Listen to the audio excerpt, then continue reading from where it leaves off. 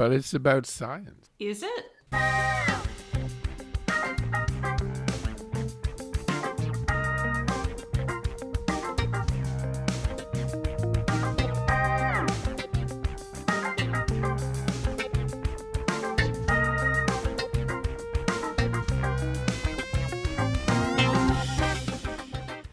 Welcome to the Too Old or Pure Gold movie podcast. In today's episode, we're discussing the 1984 sci-fi comedy movie, Buckaroo Banzai. I think I categorized it right, I'm not sure.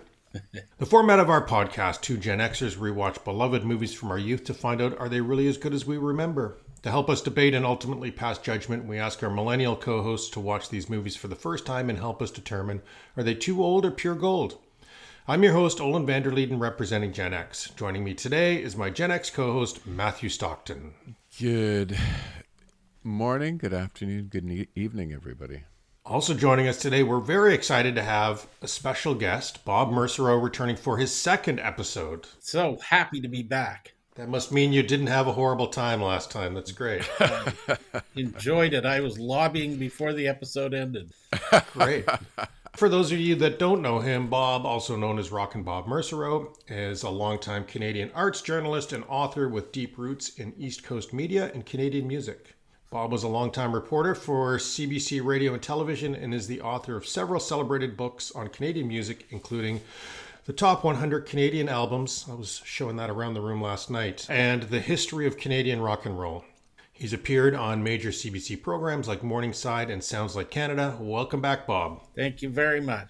Representing the millennials today, well, we were going to have comedian Will Corey, but he's a comedian and it's 9 a.m. So representing the youth, we have Gen Z and lectoid rights activist Nicole. The youth. I am the youth. She's the youth. Sacrificial youth. Surrounded by all these old dudes. Before we get into this episode, just a reminder, we need your support to grow this podcast, so please remember to like, follow, and subscribe so we can keep bringing you this content. Today's movie is the 1984 sci-fi movie Buckaroo Banzai. Buckaroo Banzai stars every 80s movie star. Peter Weller, or as I call him, RoboCop, Jeff Goldblum, Christopher Lloyd, John Lithgow. We have the Nazi from Raiders in this. We have the captain from Starship Troopers. We have the ghost from the movie Ghost. Like, literally everybody's in this movie. The movie was directed by W.D. Richter. W.D., prior to Buckaroo Banzai, he was a screenwriter for movies like Coma and Invasion of the Body Snatchers. This was his directorial debut. What a debut it is. And he went on to direct movies like Too Old or Pure Gold favorite, Big Trouble in Little China.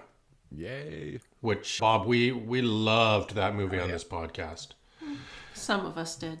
Some of. Okay. Those of us with taste. The tagline from the movie poster is, beings from another dimension have invaded your world. You can't see them, but they can see you. Your only hope is Buckaroo Banzai. And IMDb describes the film as adventurer, brain surgeon, rock musician, Buckaroo Banzai and his crime-fighting team, the Hong Kong Cavaliers, must stop evil alien invaders from the 8th dimension who are planning to conquer Earth. I don't really know that any of this helps us, to be honest. I've seen the movie and that still doesn't explain it. Unexplainable.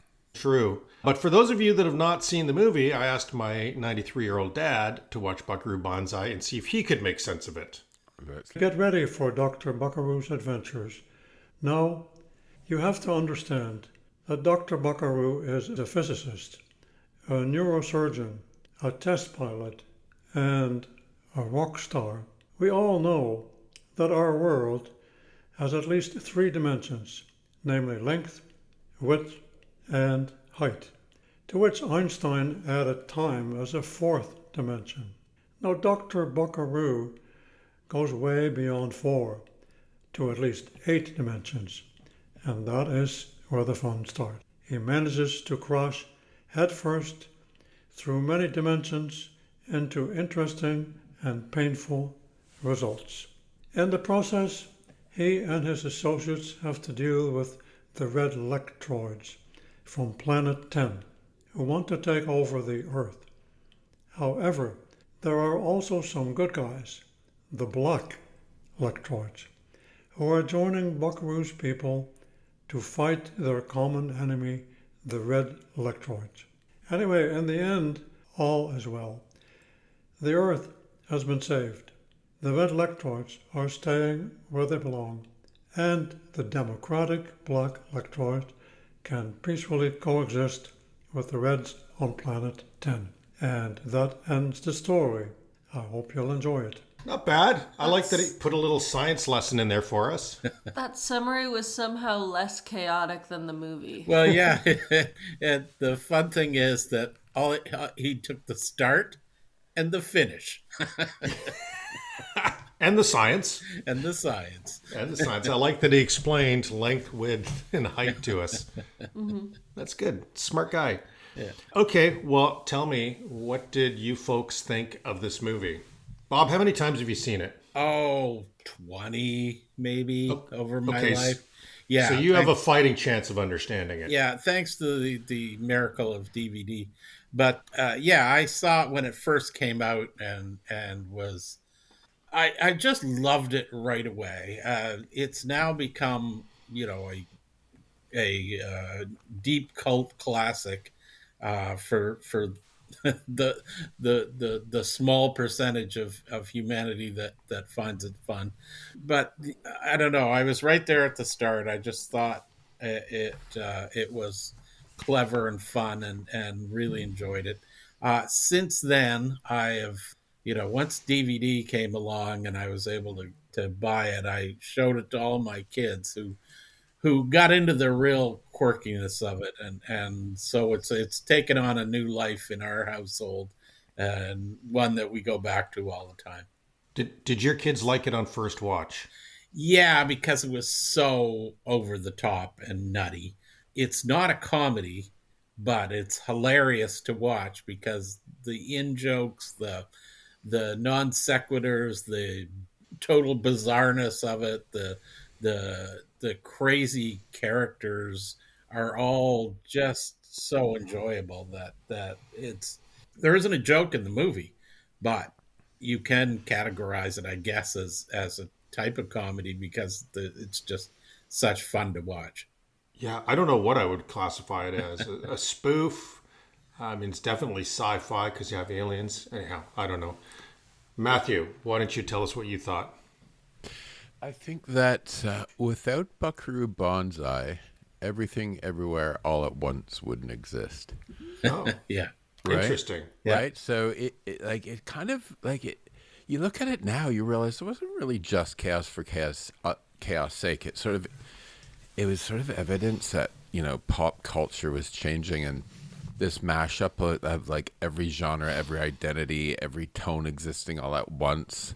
It kind of introduced the idea of the multiverse before we had a word for it.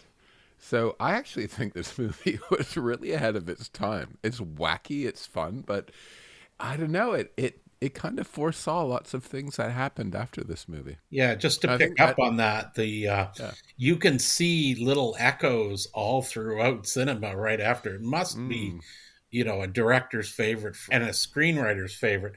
They have this thing called the overthruster, which allows Buckaroo Banzai's jet car to go into the eighth dimension, drive through a solid mountain.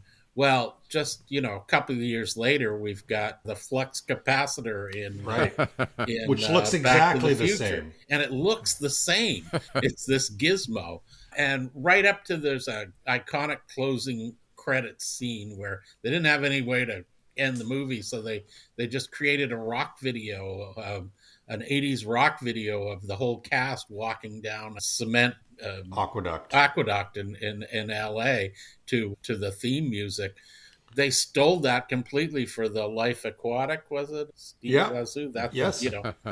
Direct homage, and there are tons of them all through this. So, and their choice of music in that scene. I mean, it's a bit of a spoiler that's one of my favorite scenes, but just that sort of whistling theme to that, I cannot get that out of my head. Yeah. Since I watched the trailer for this before the movie. Oh my God, it's been in my head since then.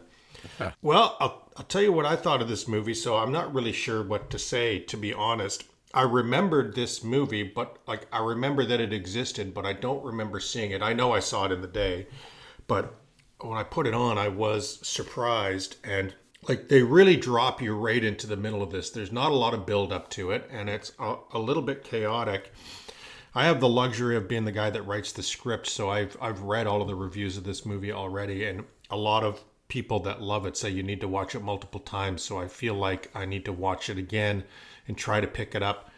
I'm not sure I 100% got it on first watch, and I wasn't sure whether I thought it was good. But then I started thinking about it. I think that this is really paying homage to those early 50s serial shows, like The Lone Ranger and Flash Gordon and that kind of stuff. And with that in mind, I sort of get it. And to be honest, I thought back, I'm obviously a fan of Batman, the old Batman 1966, the movie, Bob, that I saw at the Gaiety Theater on a rerun at a matinee once. There's a scene in that where Batman and the Joker are settling their differences with a surfing contest.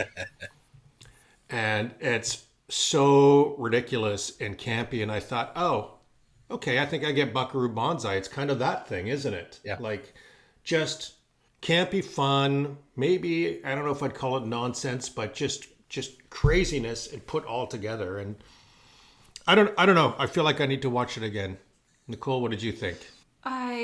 This is the first time ever that I haven't been able to follow what was happening in a movie. I have no idea what was happening at all. Anything. Couldn't tell you a single thing that was a plot point. It was a lot like little small skits just put together. The plot is very complicated. I also didn't see any jokes for a comedy movie. I didn't see any jokes. Well, that's what Bob said. Maybe it's not a comedy. It's just that there's entertaining parts or funny parts, but not a comedy.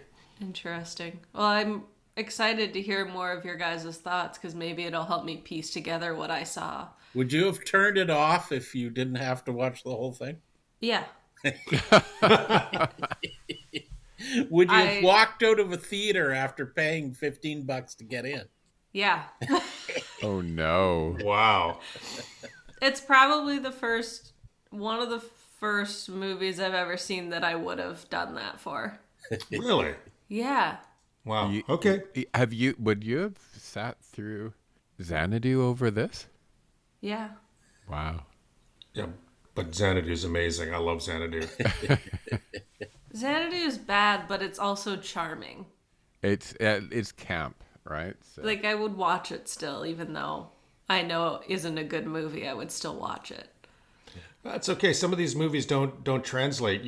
Bob, we did Tron yesterday. Tron, favorite of mine, and the kids hated it. And it's just because it doesn't translate. Like it's hard to recreate the moment that Mathew and I had in the day when arcade games are new, and then you see this, and computers are new, and then you see this movie, and it's so different and cool, and that just sticks with you till today. Now it's just so dated.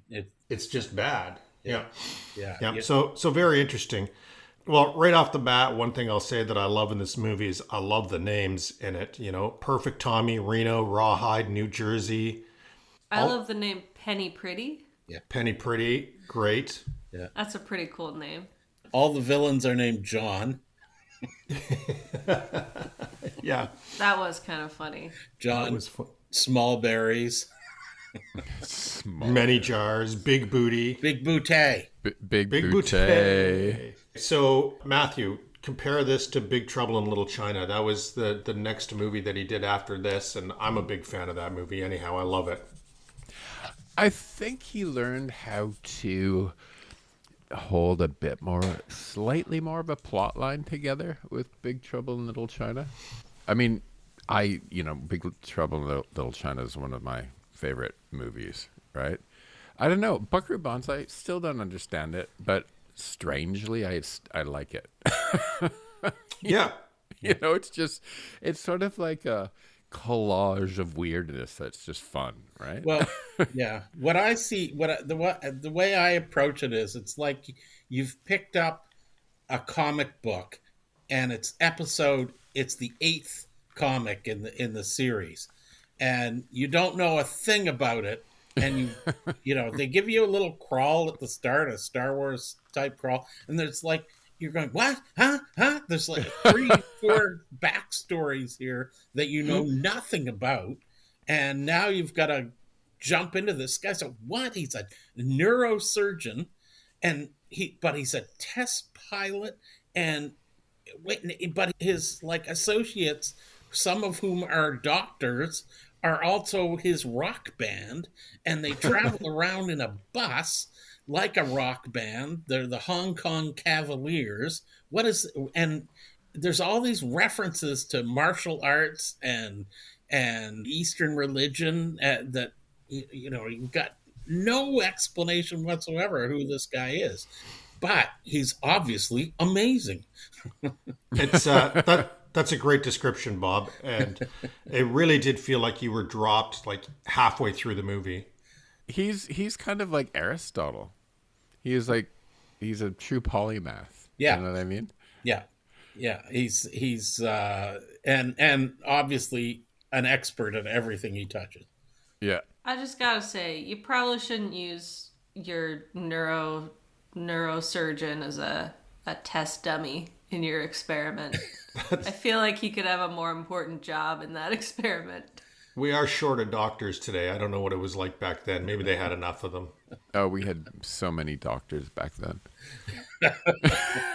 So many brilliant neurosurgeons, but that wasn't enough for him. They were a dime a dozen. So, Bob, back to what you were saying. I want to ask you. So we'll talk about how this movie did, but I don't think it's going to be a surprise that it wasn't a huge hit in the day. Do you think this movie suffered from not having set everything up for the audience? It was so confusing. Yeah, it suffered for sure, but it was like, that's part of the magic of it, is that you have to work at it and immediately jump into mode. Well, let's see how this plays out. It's the backstory to it is that you had a writer who could never finish his stories. He had great ideas, so he'd write like 50 pages of an adventure of Buckaroo Banzai, but then he'd stop, and it would be like half done, and then he'd write another one. So there was never a real solid script to the thing going into it, and you can tell that there's just these little, okay, now we're going to go in this chase scene, and now we're going to take it to a secret alien base inside a military complex. So what you're saying is this movie is just like watching somebody's unmedicated, untreated ADHD brain work. Yeah. That's what it feels like. Is that what having ADHD feels like, Nicole? Okay. It kind of is. Yeah. I mean, we're used to a lot of this by 1982. I mean, Star Wars started in the fourth movie. They told us that right off the bat. Yeah. The same, the idea of the crawl at the start that explained we're in the middle of a story. So it wasn't a new concept, but I think this one was just so over the top, and everybody agrees with you on that. And they weren't as exacting on trying to make it all make sense. Okay, so Bob, you're a music guy. Were the Hong Kong Cavaliers any good? I would have loved to see more. They kind of reminded me of the Blues Brothers, which is the last one we talked about. This band of great players that has been brought together. They're obviously much loved in the one scene we get of the band, and then it's just as we're starting to get into this is sort of cool, the whole thing stops because somebody's crying in the audience. Yeah, I like that part. That was a nice touch. And that led to one of my favorite lines in there. We'll get to that in a bit. Yeah. But do you think Peter Weller could actually sing? Think he had a good singing voice? No. It was okay. I love your honesty. It didn't have to be in room. Yeah, remember, as he started to sing, Ellen Barkin takes out a pistol to shoot herself. So. Yeah. Oh, yeah. That was so I can't deal with this. so strange.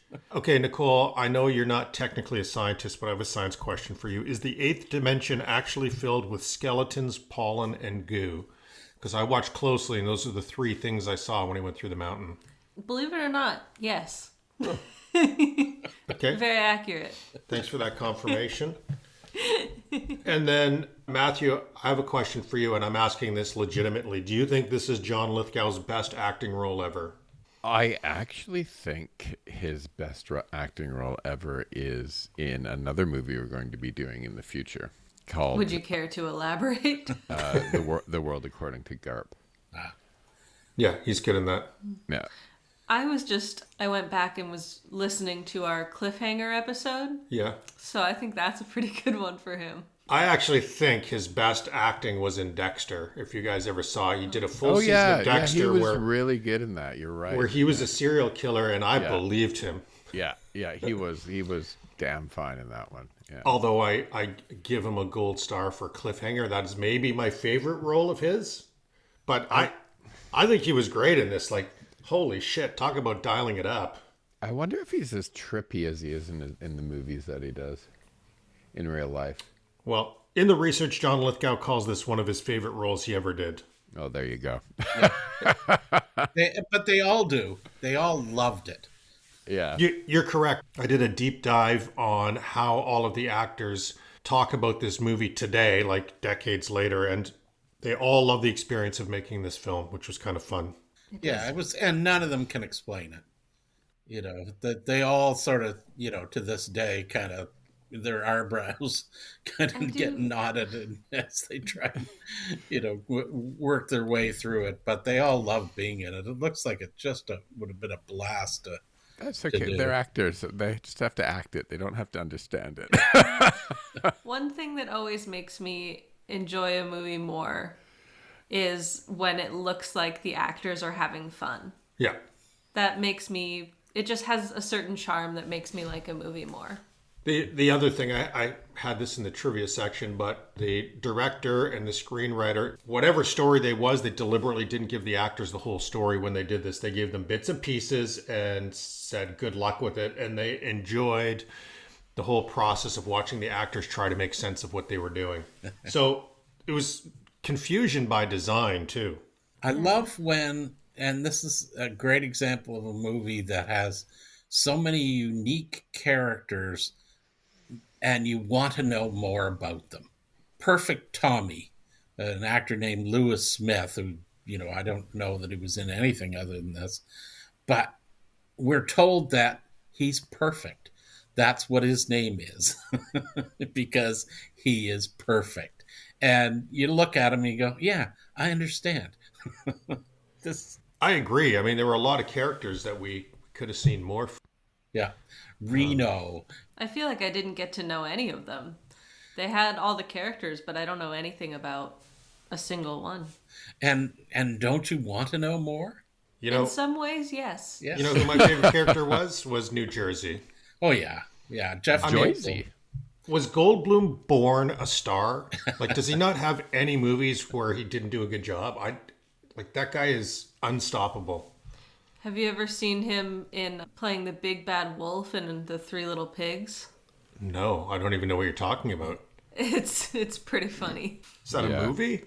I don't know if it's a full movie or if it was just like an episode of something. All I know is I found it on YouTube and it was really funny. Yeah. But Jeff Goldblum plays the big bad wolf. Well, he's always hilarious or always captivating, even in a serious role. They cast him for this off of Invasion of the Body Snatchers. And he spends the entire movie in chaps. Yep. in a cowboy outfit. Which I found oddly erotic. I loved it. And they're not even like cool ones. They're cartoonish, like a 19... Well, it's the 1950s. Like if that was Lone Ranger, that's like from Lone Ranger, right? Or... Yeah. It's right out of a Roy Rogers. Roy Rogers, that's the better reference. Yeah. Yeah. But I love that outfit. Do you guys think they let him pick it himself? They must have, because that has Goldblum all over it. And the premise of it is that he was asked to join the Hong Kong Cavaliers as Dr. Banzai's group. He's another neurosurgeon. And so he thinks that it sounds like it's a cowboy band. So That's hilarious. he dresses like a cowboy. I just looked it up, and the Jeff Goldblum thing I was talking about is an episode of Fairy Tale Theater. Oh, yeah. Yeah. So it's an hour long, and Jeff Goldblum is the big bad wolf, and it's very entertaining. The only thing I remember about it at this moment is that he had a nagging wolf wife. Okay, so best parts. Let's pick out some of the. There were some very little things that I thought were great in this. One of them is the Declaration of War short form. Yes. I love that concept. Like, you need to do it fast. Just fill out the short form. Short. And that's going to the President of the United States. Yeah. I love all the unexplained oddities. Why is the President of the United States in a back brace in a hospital? Yeah. Good question. There's like no explanation for that except that he's hurt his back and has to be in a can't move. He's in a complete brace. His spine was crushed by the weight of running a country. Yeah. I don't know why I liked it, but just seeing Electoid giving the doctor the middle finger, just when they give them those little human traits, makes me laugh. Yeah, and you can tell so much of that is ad-libbed, right? It was probably just, what would he do? Give him the finger. I like the fact that the red lectroids have kind of this whole, I don't know, foreign weirdness to them. And then the black aliens all are reggae. It's all Rasta. Rasta aliens. That I thought was interesting. It felt like there was some kind of political undertones to this as well. I think we're supposed to think there are, but I think it was all random. It felt like it, but I couldn't put my finger on what I was supposed to be thinking. Like all of that constant chatter over the speaker in the factory scene. Yeah. That seemed very World War II like to me. And totalitarian too. There's totalitarian. Yeah, there's a little bit of that. There's all and the way the doctor gives his speech to all of the workers. Yeah. But it's rushing through so many different cliches and time eras, genres. We're going from the 30s, 40s, 50s, 60s, 70s. There's everything is thrown into the mix. You never quite get a sense of what they're trying to give you as an overriding image. It's a real blender. They're giving you everything. Nicole, you would have walked out, but since you weren't allowed to, were there any parts of this that entertained you? Yes. Awkward silence. Yeah, I was thinking, what did I find the funniest? Because there was something I found funny. I liked when they were trying to sneak by and you saw the one alien doing that really awful sneak run. Oh, yeah. That was very funny. I liked that quite a lot. I really liked the cast. Oh, yeah. Obviously. I mean, it had so many people that I love. So that was a highlight. Yeah. Even if I didn't like the movie, it's always fun to see actors that you like doing what they're good at. Yep. And there are a couple good lines. I'll get into that when we get into my quotes. Well, let's slide into worst parts, and I'll give you one of my criticisms. Is they set up this great samurai backstory, right? Why did he not bring that sword out to do anything other than the only time we saw the sword is when he was just finishing, I can only assume, training with it in his bus, and he puts it back. I think he should have brought it out while he was singing in the band or one of the fights with the aliens. I would like more sword fighting. You always want more sword fighting. I know. I say it in every movie, so Bob, it's just every single movie. Dirty Dancing, more sword fights. Actually, that would have fixed it. On Golden Pond, more sword fighting. Okay, I like what I like, guys. I have a worst part. putting a spotlight on a crying woman. Don't let her have her privacy. Let's put a spotlight on her so everyone can see that she's crying. Good point. That's what we did back in the 80s. Was it? Yeah, you point and make fun of people that are hurting in the 80s. Yeah. I guess that's a good point. I still do a little of it at the same time, today. you know, he was sensitive enough to stop an entire bar that's having a fantastic time and True. a big rock song, but one person is sad. So we are going to stop and find out why Yeah, exactly. and help them if we can. It's an empathetic idea, but it's a poor execution. Everyone look, she's sad. Let's ask her why. Yeah, it also set him up as being a little bit superhero-like, too, that he could pick that up in that crowd, which was kind of cool. He has a sixth sense for sad women. I had on worst parts, death by space slug. Yeah. That slug was disgusting. I don't know why they picked a slug slowly moving down a ramp as a way of killing you, but... That was very Austin Powers to me. Like Dr. Evil when he just ever so slowly dangles them over a pit. That's true. Yeah. That- Considering that's a these good guys reference. can shoot poison darts from their mouth, they're awfully crappy at killing people. Well, those poison spider darts Yeah. were really cool, but spitting is just gross anyhow, so it's a bit off-putting. Oh, dear. Bob, anything you want to call out? Well, Flaws in this movie? you know, there were some slow-moving scenes, especially at the start, and with, you know, it takes them an awful long time to get that jet car going through the mountain. And, you know, there's... I have a feeling that the editor didn't have much to work with. Yeah, I have a feeling he wasn't there. I think that's one of the. I mean, for me, the best part was the end credit walk, but one of the worst part is the editing. I was trying to figure out how it made me. It felt like a ransom note. You know, when you like ransom notes that are like The editor unassembled. was crying out for help. Unassembled clippings, you know what I mean? And Yeah. it adds to like the film's cult charm, but it also mirrors its theme in a lot of ways, right? Where everything's overlapping, Yeah. even when it shouldn't. So maybe the editor did the job he was supposed to do, you know? I hope the editor got paid really well for having to piece together all of that. It's a lot of work.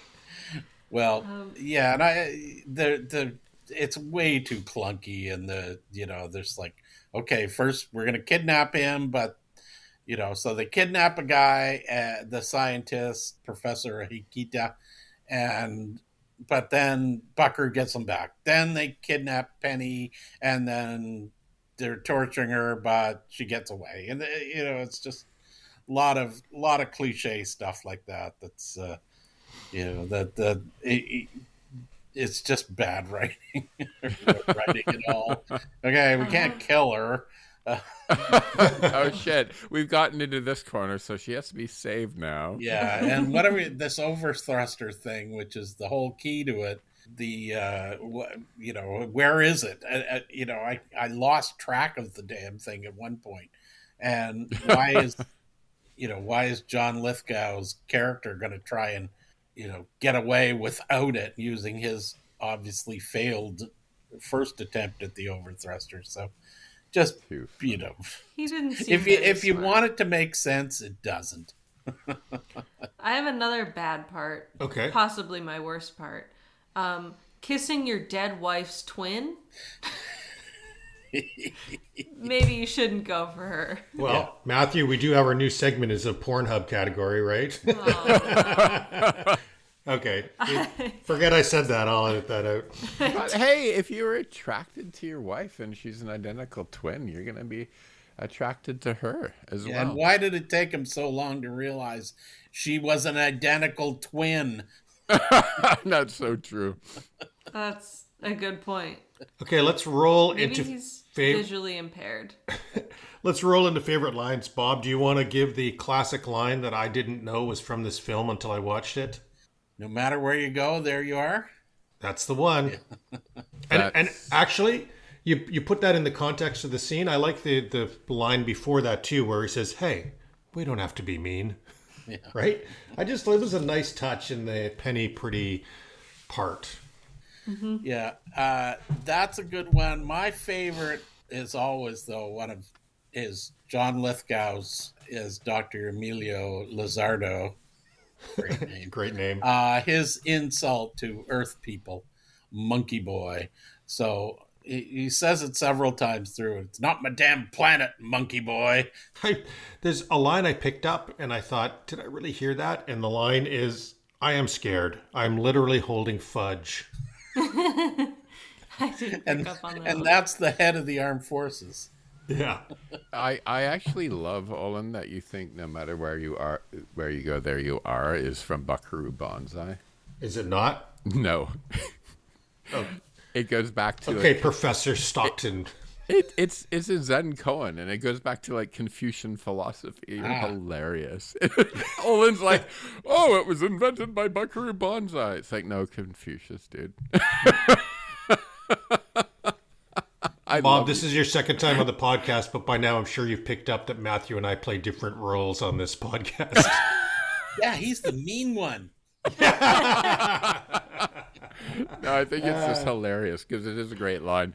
But I also I do love the laugh while you can, monkey boy. Yeah. It's just Laugh so while you can. it's so unhinged.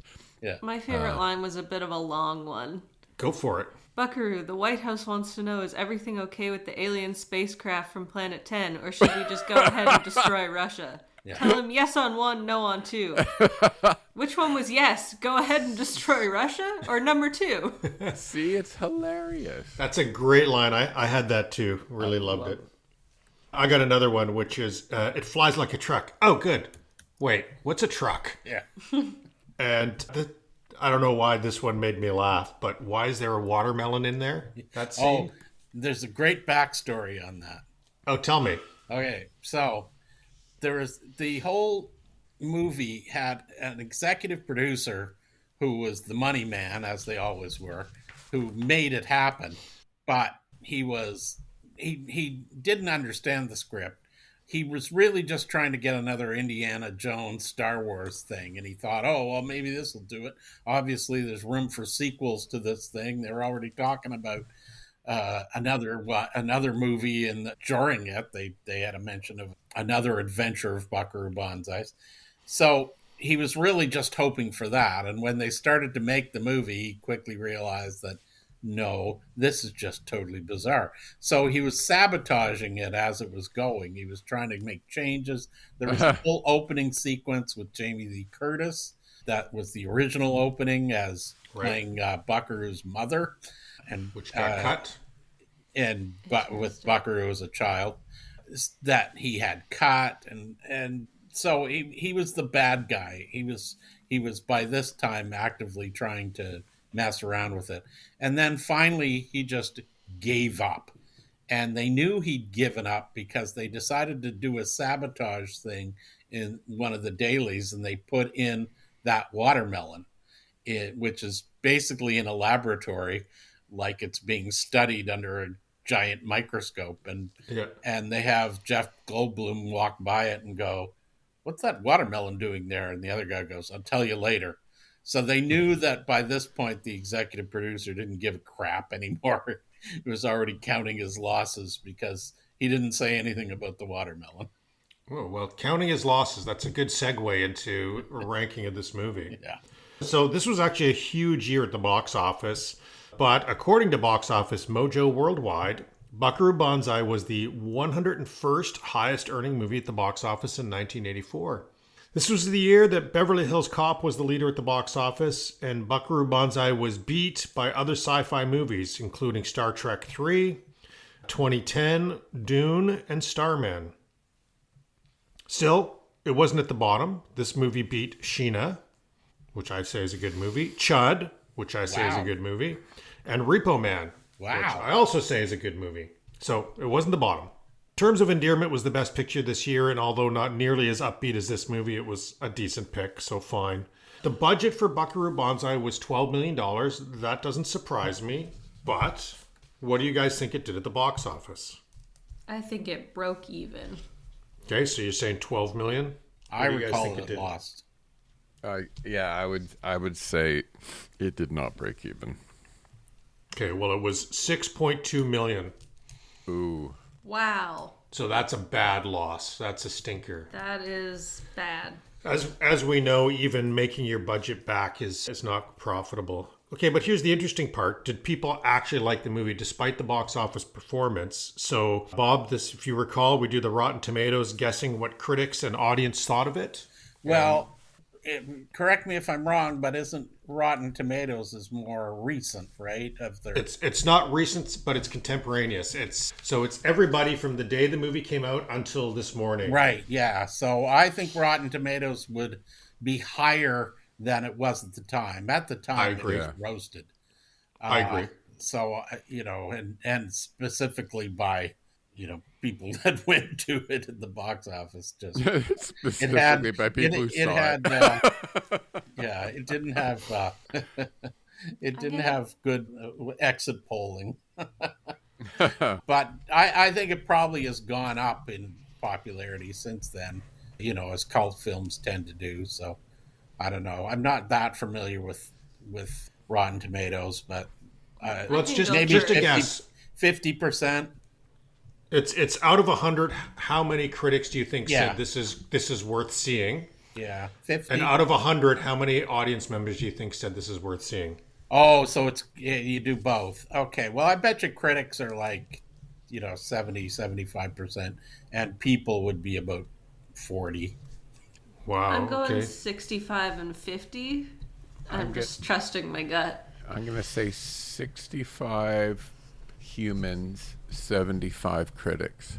Wow. Well, you and Nicole had the same guess for... Oh, wait. What did you say? You said 60... He said 65 audience. I said 65 critics because I answer in the order that you ask us. Okay. 67% of critics said this is good, get out and see it.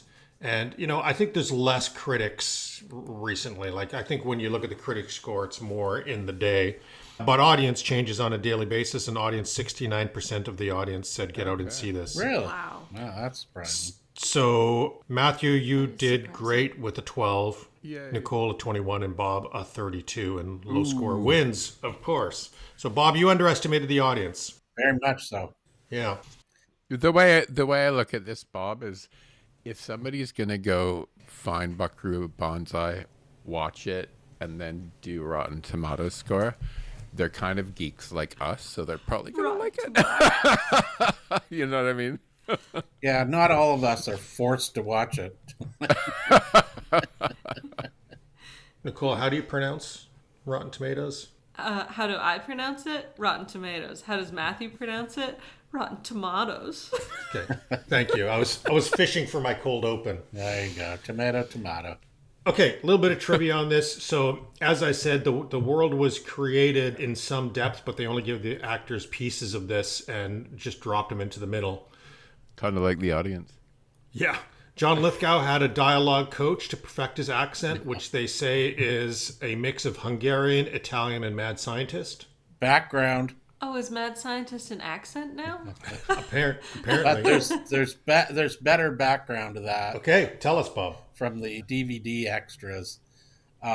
Lithgow didn't have a coach. It was actually based on a tailor he had that he'd worked with on, you just mentioned the movie 2010 was done that year, which he was in. Well, this guy was a tailor, made his costumes for that, and he had this thick, over-the-top Italian accent. And so what he did was he got this guy to take all of the dialogue of Emilio Lizardo and say it in that accent. And then he studied how he said it and came into the set and said to the director, "Here's the accent I'm going to use for this guy." And they went, "Great." I would love that. It's supposed to be Italian, and it's supposed to be Italian. Yeah, but kind of World War II fascist dictator Italian. Yeah. If I was making a movie, I would love if one of my actors came to the set and was just like, here's an accent I've developed specifically for this role. Yeah. Be like, you're having fun with this, and that makes me happy. Yeah. I love it. He developed the whole character. He developed the walk that he does, which it's not really. He sort of lopes through it like he's not walking like a person. He's walking like an alien because he's been infected by this alien presence. So he sort of scuttles along. He was trying to walk like a crab. Ooh, scuttles is a good word. It was a legit question when I said, "Is this his best acting role?" Because he did a great job. It's it. No, I mean, definitely. He always commits. Agree. Yeah, he just took it and ran, and kept that character up through the whole thing. And he drives it. He's everybody else is subtle, and he's crazy. After talking about him here and just listening to our cliffhanger episode again, I'm starting to think maybe he's one of my favorite actors. He's great. He's very talented. Wait till we do Harry and the Hendersons. I can't wait. Okay, so they say the overall concept and several of the names appear to be taken from the Doc Savage pulp magazines of the 30s and 40s. I can't confirm. I'm not familiar with them. The jet car was actually based on a rocket car chassis built by Caltech engineers, and apparently this movie is loved by engineers and scientists. And we have an engineer here. Where? What do you think? Well, I have to say, Bob said that there were some slow parts, like the opening with the rocket car. I was in right off the bat at that scene, because rocket car, yes, and driving a rocket car in the salt flats, that's like one of my lifelong dreams. I would love to do that. I just don't know where to buy a rocket. A little bit of casting. So both Tom Hanks and Michael Keaton were considered for the role. It actually feels a lot like a Michael Keaton kind of role, to be honest. And Hanks, you could see Hanks. He was new and they couldn't get him. But once you see Peter Weller in it, I mean, he did a great job. Yeah. And they say that his role as Buckaroo Banzai really got him the role as RoboCop. That set him up quite nicely as an actor. I bet. So you're probably very grateful for that then. I am. I'm a big fan of RoboCop. Does RoboCop have enough sword fighting? No, but it has enough gunfighting to make up for it. Okay. And I like this one. Jeff Goldblum turned down the role of Egon in Ghostbusters to take this. So he preferred to play the cowboy in this movie than Egon in Ghostbusters. Well, who doesn't want to play a cowboy? He would have been a great Egon. Yeah. Hard. Yeah, he would have. Yeah. Woke or joke? Nicole, you want to call anything out? There were some racist comments. Oh, I don't want to repeat them, but there were some... Dirty little Asian creature. Yeah. I don't approve of racism in any form, so I didn't like the comments. Okay. Hilarious. That way a little. Yeah. We come across that in these 80s movies all the time, which is why we have the category, just to give it a nod. We don't dwell on it. However you guys feel about this movie, I promise you there's others who liked it more or less than you. For this movie, there were 64 10-star reviews out of 283 total reviews. That's actually a much better ratio than I expected. Yeah. I mean, I wouldn't give it a 10, and I love it. Yeah. Yeah, that's an interesting point. Well, this is why I do this section, Bob, is because I'm always fascinated by the people that say, this is the best movie I've ever seen, and there's always a couple. I'm also fascinated by the one-star people. Like, how many movies are so bad that you say it's 1 star? So I'm fascinated by this, and that's why we do this section. In general, reviewers called it misunderstood and not for everyone. I think that's fair. So PJ Hoplar, this is a movie that just doesn't seem to get enough attention. Just looking at the list of great actors that starred in this movie should be enough for any serious movie fanatic to become giddy with excitement, and rightly so. That's a fair review. Nice. It is a fair review. The cast alone would intrigue me. In this one, a review titled You Either Get It or You Don't, which I think is also a fair comment, and says the wonderful thing about this film is that it stands up to repeated viewings and you really have to view it several times to understand what's going on. I think, Bob, you agree? Yeah, and captions and paying attention to the background dialogue that's going on too. It's way too much to take in a single viewing. And Mathew, our resident smart guy, somebody called Bands About Movies says, Buckaroo taught me the early zen with which I try to comprehend this crazy life. And no matter how much the world wants you to be normal and says you have to excel at one thing, you can be anything. True. Yeah. This is an odd one, Bob, but I'm going to, since you're a rock and roll guy, I'm going to get your opinion on this. So a guy called Mark Delphine puts this on his list of masterpieces of all time, but he gives us his list. And I want to see what you think. So this is on his list of greatest things of all time, which includes Orpheus by Jean Cocteau. And that's a 1950s thriller movie. I had to look it up. Dark Side of the Moon by Pink Floyd. Vanilla Sky, the Cameron Crowe movie. Yeah. Highway 62 Revisited, Bob Dylan. And the movie 12 Monkeys with Terry Gilliam. What do you think of that list of best of masterpieces? Well, I mean, Buckaroo Banzai stands out in that. It certainly does. Yeah, it's funny, you know,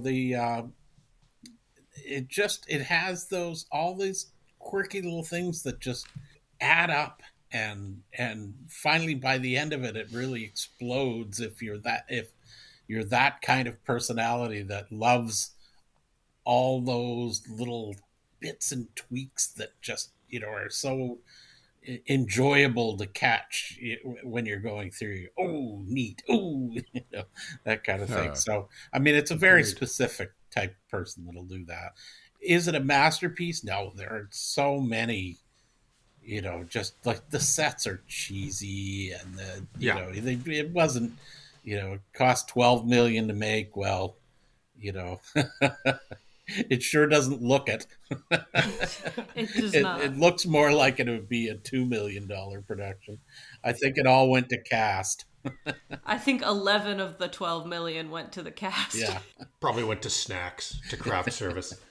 Okay, so now let's hear from the people who liked it less. And for this movie, there were 17 one-star reviews compared to 64 10-star reviews. So Pinoso says, this is a love it or hate it cult film. Either you force your date to sit through it or your date forces you to sit through it. Perhaps if you're lucky, you will both hate it or both love it.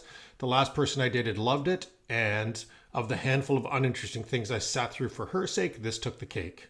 Endust says, unless you're a white male geek between the ages of 18 and 30 who hasn't had a date in years, this film likely won't be for you. Wow. Shots fired. Yeah. My wife loved it.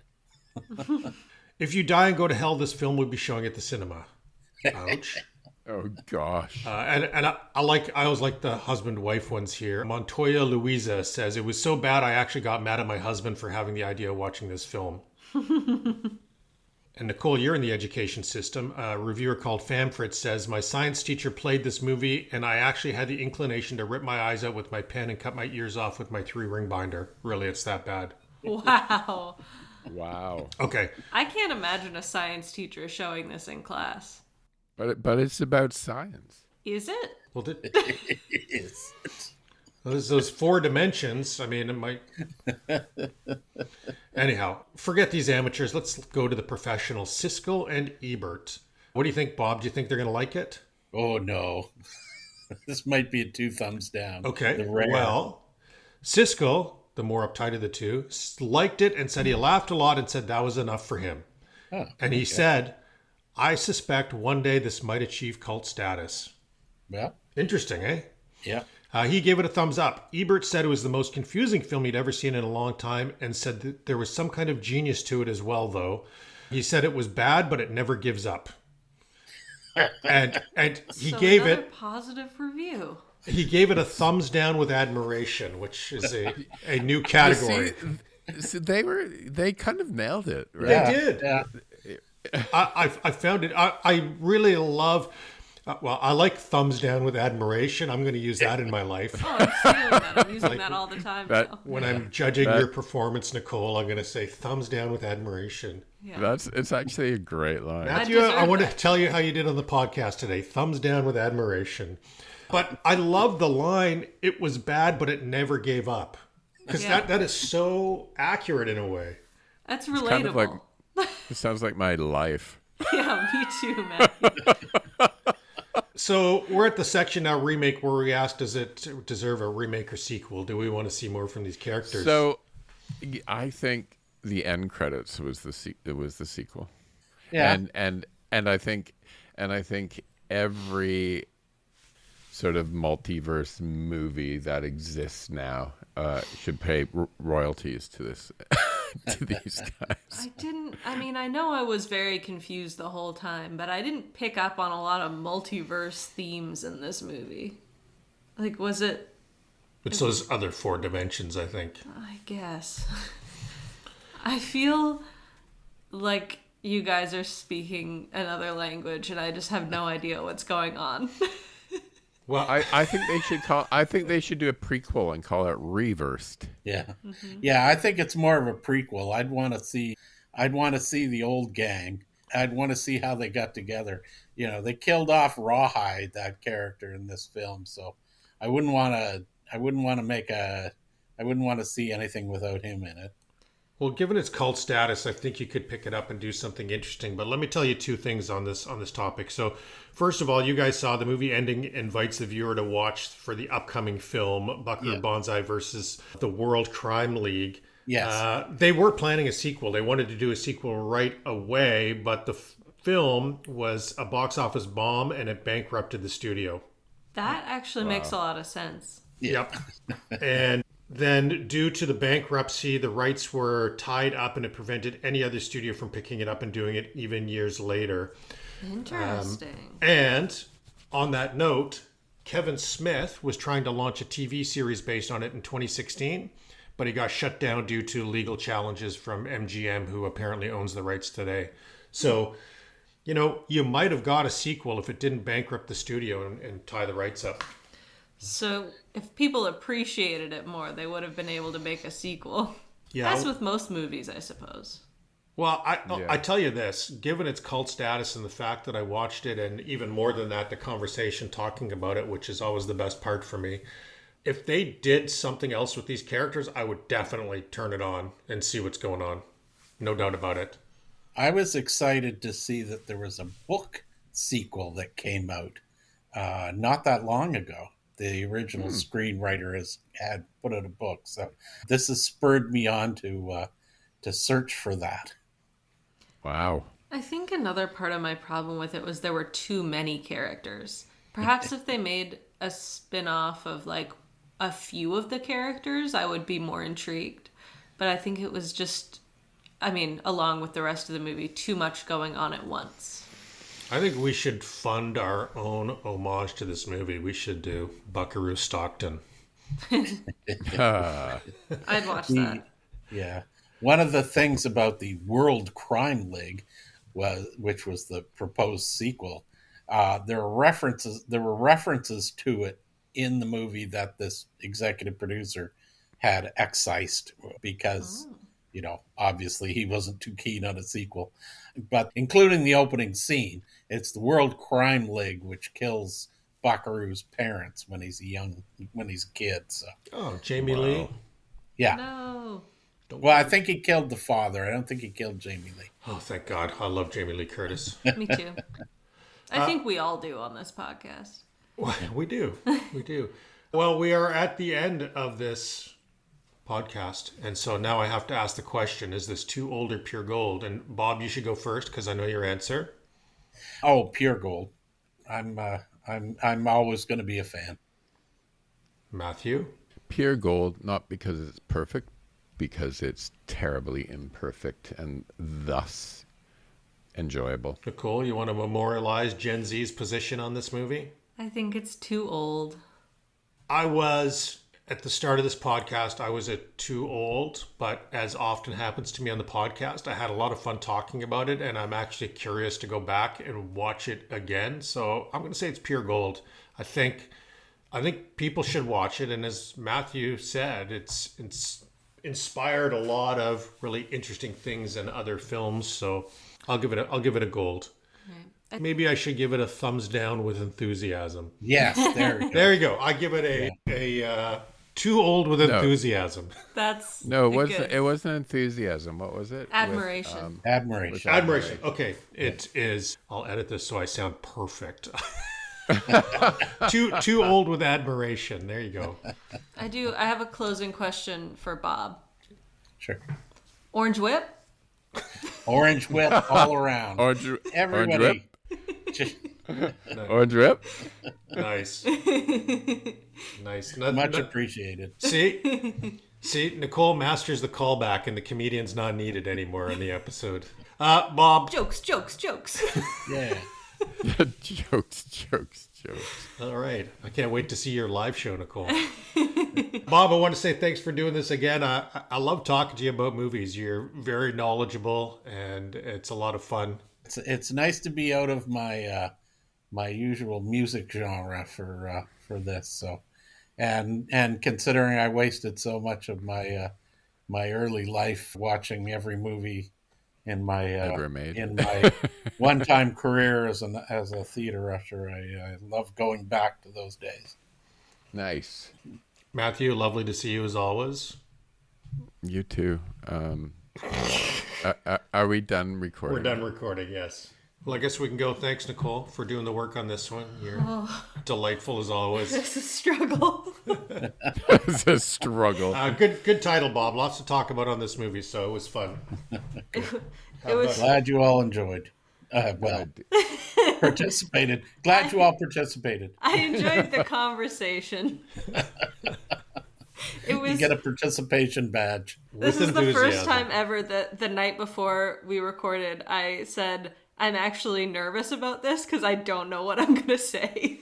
That's hilarious. Okay, see you guys. Anyway, bye. All right, Bye.